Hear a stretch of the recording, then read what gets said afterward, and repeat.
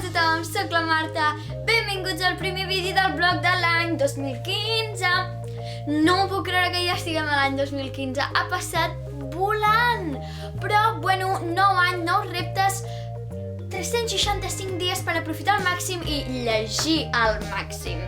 Per tant, estic avui aquí per portar-vos el TBR Challenge del mes de gener. Anem a veure quin challenge ens toca, quin llibre i quin llibre llegeixo aquest mes de gener. Per tant, anem a veure. Bueno, si no sabeu què és el TBR Challenge del 2015, podeu clicar aquí i anireu a veure el vídeo que vaig fer explicant-ho, i si no també deixaré el link a sota perquè ho pugueu anar a veure. Tinc molts llibres per llegir, això ja ho deixaré per un altre vídeo, però tinc molts llibres per llegir, per tant, estic emocionada. Bueno, som-hi. Bueno, això ja està. Anem a veure quin és el meu repte de llibre per llegir aquest mes de gener. Llegeix una novel·la d'un autor desconegut per tu. No!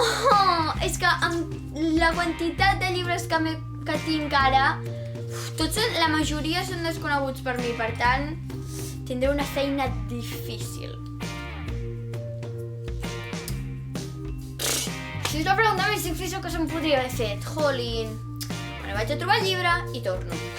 Bé, després de mirar-m'ho molt, mirar tots els llibres que tinc per llegir, mirar tots els títols que no autors que no coneixia, m'he quedat entre 3 llibres, que són La gramàtica de l'amor, de Rocío Carmona, Tu i jo, una història catastròfica, de Jean Rothenberg, i The Perfectionists, de Sarah Shepard. Els 3 són unes grans opcions que tinc moltes ganes de llegir, òbviament, perquè són llibres que m'he comprat perquè em venen de gust llegir-me'ls.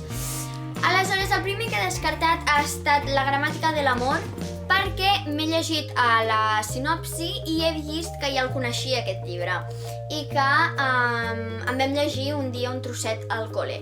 Per tant, com que ja sabia de què anava, he pensat, bueno, això es tracta de llegir un autor nou, no sé què, doncs millor un llibre que sigui encara més desconegut per mi. Aleshores, aquest l'he descartat. I m'he quedat amb The Perfectionists i Tu i jo, una història catastròfica. Decisió increïblement difícil. Vull dir, la portada, tapa dura, és blau. I deixant de banda la portada, de què va? 5 noies que tenen la vida perfecta. Es pensen que no tenen res en comú, però se n'adonen que totes odien a la mateixa persona. I, hipotèticament, comencen a pensar en la manera d'assassinar-lo. I un dia es desperten i veuen que aquella persona ha estat assassinada de la manera que elles pensaven, però elles no ho han fet. Per tant, la policia les enganxa i han de trobar l'assassí per no anar a la presó i destruir les seves 5 vides perfectes. Es veu molt aquí l'estil de Sarah Shepard. L'autora de Pretty Little Liars és una sèrie superconeguda als Estats Units i aquí crec que també, tot i que jo precisament no la miro, però es veu molt l'estil, ja que són històries de noies i assassinats, etc. Sembla molt interessant, tinc moltes ganes de llegir-lo. I per altra banda tenim Tu i jo, una història catastròfica, de Jean Rothenberg. El que passa en aquest llibre és el que m'ha cridat... Bueno, diu: la primera novel·la te demostra el que ja sabies. 1. Sí, es pot morir d'amor. 2. Ni la mort t'evita el disgust.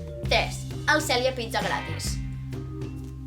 Aquesta última frase és el que m'ha enganxat. Una història d'una mort, això no m'ho he llegit mai. Una història d'amor que sembla que tingui humor. D'una mort, això té pinta de ser molt divertit. I aquella història Ghost Girl no la vaig voler llegir mai perquè semblava molt gòtica i tal, i en canvi aquesta sembla una història d'humor que em farà riure i que té aquest amor i, no sé, una noia que descobreix com és la mort i el cel i tot. Pinta de ser xulo. Total, que després de pensar-m'ho molt, mirar-m'hi molt, reflexionar, he escollit Tu i jo, una història catastròfica, de Jean Rothenberg, The Perfectionists. Òbviament us llegiré, tinc moltes ganes de llegir-vos, però de moment serà aquest llibre que en realitat he agafat avui de l'editorial de la Galera, tot un vídeo nou del qual us parlaré en un altre moment, però tinc moltes ganes de llegir aquest llibre i serà el llibre que em llegiré en el mes de gener.